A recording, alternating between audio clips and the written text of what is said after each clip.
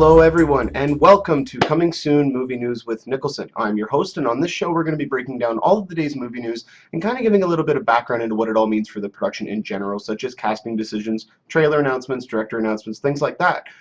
So without any further ado, let's get into today's show. And our first topic today is one of the reasons why today's show was actually delayed a little bit, is the first full-length trailer for the new Transformers movie, Transformers: Age of Extinction. Holy crap! If you look down in the description of this video, you will see a link to the trailer, so you guys can go and watch it for yourselves. So I'm going to give a little bit of a trailer breakdown here and kind of give my little insight into this. As you can tell from my previous statement, this looks phenomenal.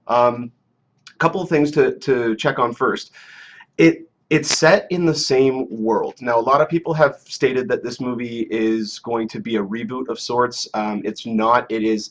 They're taking a fresh take on the already existing mythology and world that they've created and established in the first three. So with this movie, you have, at the very beginning of the trailer, you have that one sign in the cornfield that says, "Remember Chicago."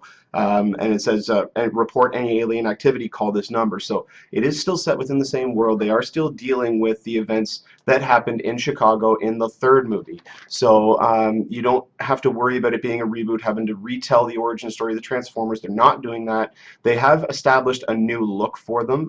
As you can see in certain shots of the trailer, Optimus Prime does look different. He actually has two different looks in the movie. The one we kind of get a quick glimpse at, it's his rustic look, but then near the end of the trailer you do see him in his full glory. But the main thing that I noticed that was different about this trailer was it looks to be similar in tone to the original Transformers movie. The honesty about it, the wonder of everything when dealing with you know, the second and third movies were more about just showcasing the special effects and showcasing the action sequences and the capabilities of the Transformers, but not actually taking a lot of time to realize that these are sentient beings that are robots, and that's what the first one really encapsulated, dealing with the fact that you have these robots that people are not really they don't understand them. They don't kind of get what they are. And you see with this movie, especially with Mark Wahlberg's character, who he plays a mechanic who purchases what looks to be an old, beat-up, rustic transport, the front end of a transport. And he decides to start fixing it up. And while he's working on it and fixing it up, he opens the door, and all the empty shells, the empty bullet shells fall out. I thought that was really cool. It was a really nice little tiny touch. To me, that says that most likely Optimus Prime deactivated himself or became like put himself into hibernation during a battle or right after a battle, maybe the last battle that these Transformers have had to deal with, because it does look like they have been out of touch for a while. And so once Mark Wahlberg realizes what he has, he says, "I think we've found a Transformer." Then you see the government agents come in and try to find out where he is. So they ask, you know, where is Optimus Prime? And that's when Optimus Prime shows up. And he blasts out of the barn door. He starts shooting all the guys. And but you see him in his rustic look and his really kind of beat up look. So it's interesting to see how they've transitioned into a new cast without having at least from what we know, a quote-unquote MacGuffin. Like in the first movie, they had the Allspark. That was what Sam's character was after, or that was what the drawing factor was to him. The fact that he bought a car and then getting to the Allspark. So with this movie, I'm glad that they just didn't find a piece of tech, and that's what happened. They actually discovered Optimus Prime, and that's how they get pulled back into this world. So I thought that was a really cool touch. But yeah, like I said, it recaptured some of the magic of the first one. One interesting thing is Kelsey Grammer is actually playing the human villain in the movie. We don't really know a lot about what his motivations are, other than the fact that he states in the trailer, we're at the dawn of a new age. The age of Transformers is over. So he's got a vendetta of sorts against him. And you see Stanley Tucci in the trailer as well, stating, "We don't need you anymore." So what I take away from that is maybe the humans have now developed their own hybrid Transformer, regular Earth-made mechanical machines, and that's now what these new Decepticons are after. And so that's why they feel, okay, we don't need you anymore. We've got our own protection thing that we got going on over here. So it's going to be interesting to see the more we start to hear about this, and then eventually when the film comes out, to see how it plays into the overall script. And the big reveal, and I think this is the latest piece of news that we have that can almost confirm that this character is in the movie, that the giant ship that you see, it's been hinted at a lot, but that giant ship is actually Galvatron, which is in the in the mythology of Transformers, in their lore, Galvatron is basically a planet-eating transformer. He's a massive transformer. Anyone who's read Marvel comics would compare him to the one character in the Fantastic Four comics. It was actually in Fantastic Four 2 movie, the big cloud that came to try to eat the planets. It's a very similar type of character that Galvatron is. And the one character coming out, I don't think that people are correct in this, but they are stating that that is Galvatron. Unicron was the ship, not Galvatron. My apologies. Unicron was the giant ship, the planet-eating transformer. Galvatron is a reincarnated version of Megatron, and there's been a lot of speculation that he's actually going to be in the movie.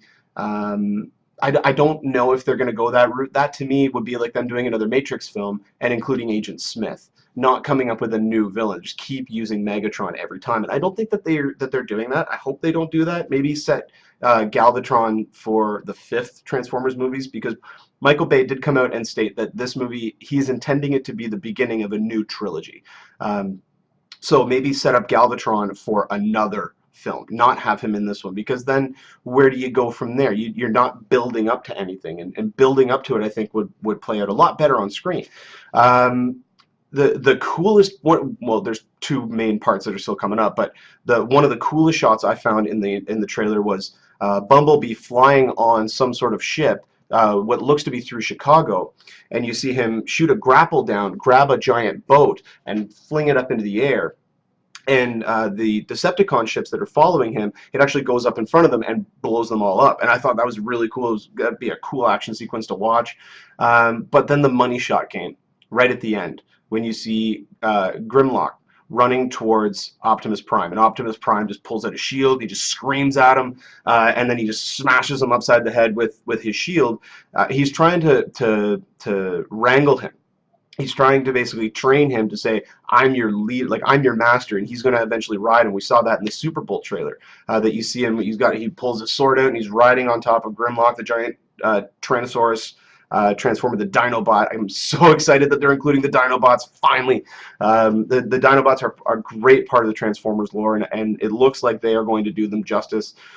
If they have them talking, that's going to be a different story. I don't know if they're going to have them talk or not, and if they do, they better do it right, because it's just going to look a little silly. But if Grimlock starts to talk, as long as they do it okay, that should be acceptable. But as it looks right now, this looks phenomenal. I'm extremely excited about this movie. I thought the trailer execution was phenomenal, especially the fact that they focused on the human aspect more so than the Transformers. You see a lot more of the human interplay in this trailer than you do the Transformers. You don't see a lot of the action involved yet, and they're going to wait for the trailer that'll come out about a month or 2 before the movie actually comes out to reveal a lot of the action sequences. But this was a great first full-length trailer for the movie. Really excited to see a little bit more. I really want to see more about why the Transformers look different. We know that Bumblebee has 2 different forms in this movie. He has the new 2015 concept Camaro, I believe, and he's also a retro 1967 Camaro.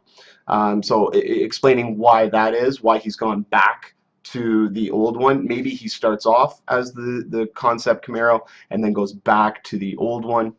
We don't know yet. We're not going to know until the movie comes out. Which the movie will be coming out on June 27th. So I'm really looking forward to this. Hoping to see a new trailer before the movie comes out, because this just got me extremely pumped. I was not expecting this type of a trailer. I was actually expecting it, even though he's come out and said that it's going to be different, I was expecting more of the same. I was expecting it to look very similar to the 3rd one. This reminds me a lot of the 1st one, and that has me really excited for this. I cannot wait to see more. So like I said, check out in the description. There's going to be a link in there for you guys to go and directly check out the trailer, which I definitely recommend you do. Amazing trailer. Cannot wait for this movie. So let's get on to some of the other news today. It was just announced that Avengers Age of Ultron is going to have to shake up its shooting schedule. The movie was planned to start principal photography at the beginning of April. Right now they're doing second unit shooting, which means that they're doing shooting sequences for a lot of the action scenes, especially what's reported to be the opening sequence of the movie with the Hulk in Africa. So they're shooting a lot of the second unit stuff, which is a lot of the cars smashing into stuff and that kind of stuff. So principal photography is supposed to start either at the end of March, beginning of April, and they're needing to reschedule it because Scarlett Johansson is now pregnant. She's actually about 4 months along. She's due near the end of the summer, I believe August or September. So what they're doing is they are completely shuffling around her shooting schedule and putting all of her scenes at the very beginning. Now, I don't know what this is going to mean for them for her action sequences. It's probably going to be a lot more of a stunt double that's doing a lot of her action sequences and then maybe digitally replacing her face, or just doing close-up shots of her, maybe like moving towards the camera, and then using a body double for everything else. So it'll be interesting to see how this does shake it up. I mean, obviously the production has been moving along thus far for about the past year without any hiccups, so now having to change around the shooting schedule may change things. We don't really know yet, but they have come out and stated that they are going to be starting her filming on April 5th, which is when she's done her production, or sorry, her promotional tour for Captain America. So once she's done that, she will start her filming. I'm assuming it's going to last for about a month because they're shooting every scene that she's in first, and then they're going to shoot everything else after that so that they don't have to worry about trying to hide her baby bump too much. So I don't think it's going to affect the filming unless there were big sequences that she was going to be involved in where the sets haven't been finished yet. That's the only thing I can see, because now they're going to have to rush those a little bit quicker in order to get them ready for her to be filming in April, as opposed to her filming in June or July. So, because this was going to be about a 4 to 5 month shoot. So we don't know how many scenes had to be readjusted. We do know that Kevin Feige has come out and stated that she is in the movie a lot more. She's a very prominent character in this script. So moving all of her sequences to the beginning of the movie, probably the more the action-oriented sequences. All the other ones that they're sitting around or standing around, they can put stuff in front of her to block that. So I don't think it's going to mess it up too much, but it'll be interesting to see what this actually does to the overall production.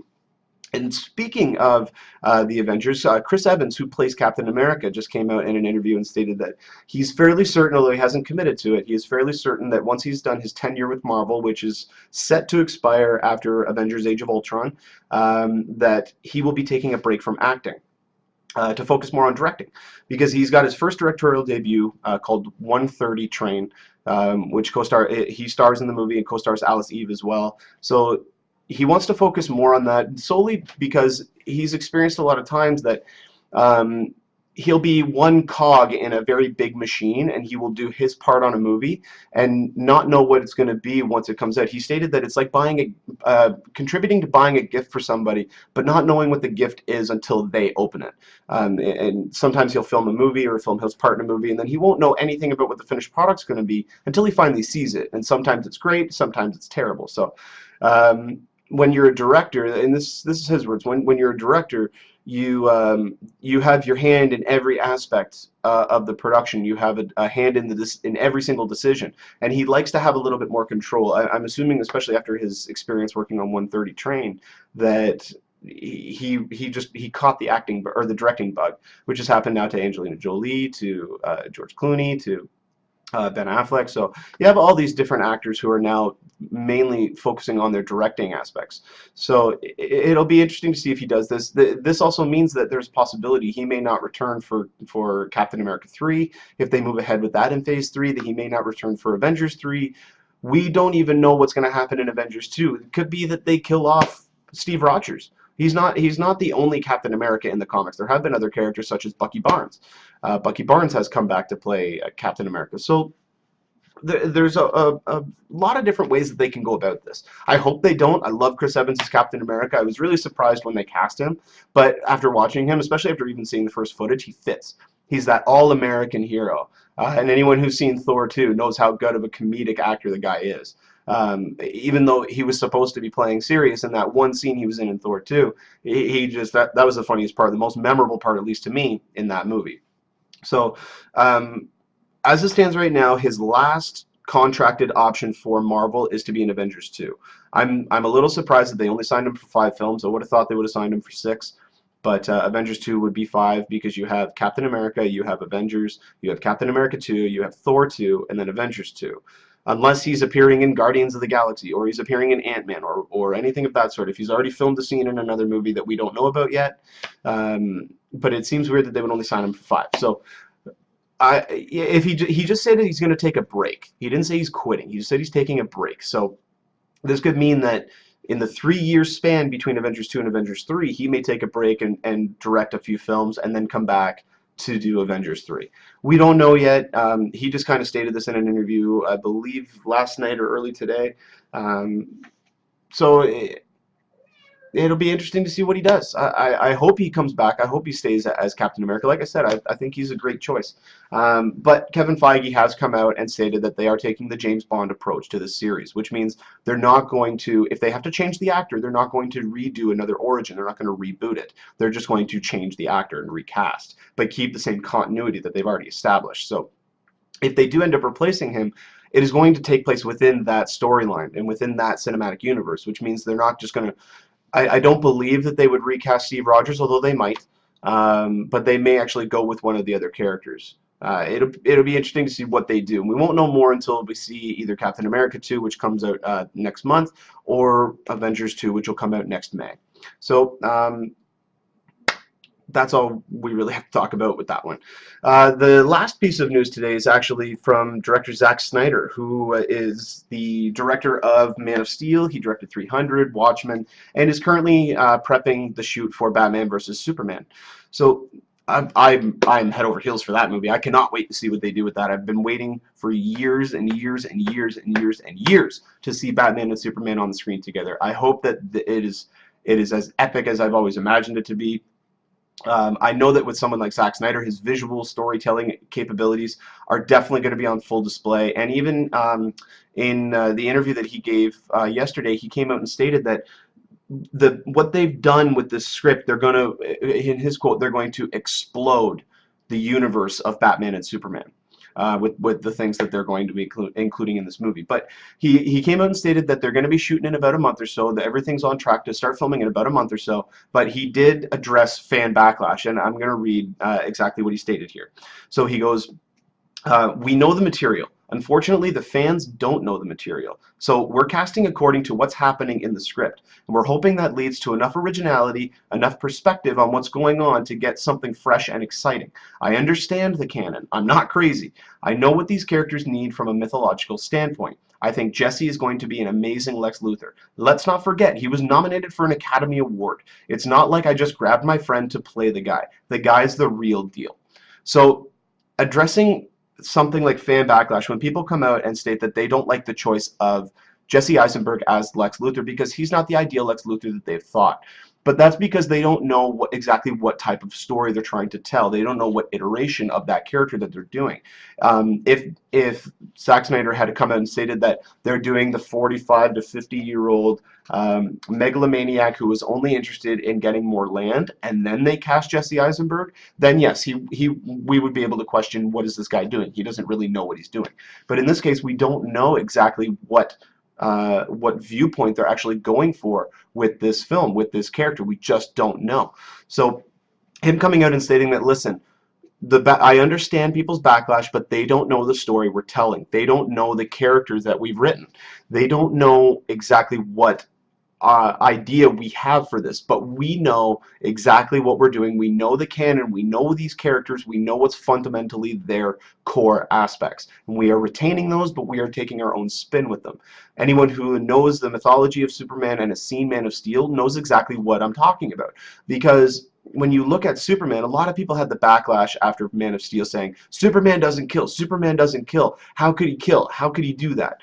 And Zack Snyder came out and stated him and David Goyer set out to create a modernized retelling of the Superman origin, which meant that he wasn't instilled with this aspect.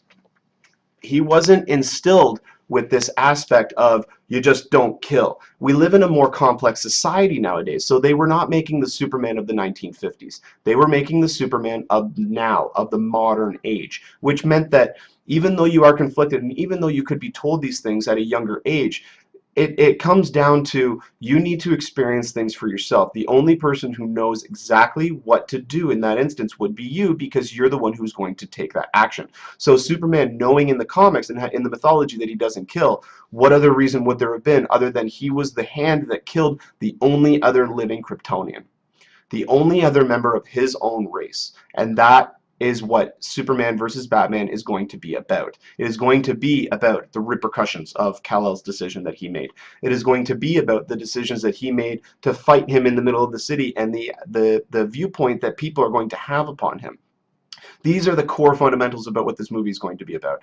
And without us knowing about any more of the characters or any more of their motivations, we can't judge based on the casting decisions. The only one that we can criticize about is Gal Gadot, because there has never been any shred of evidence shown to the audience, to us, that has stated that this woman can act like Wonder Woman, that this one will be the ideal Wonder Woman. To the fans, there were a lot more choices out there that would have made better sense.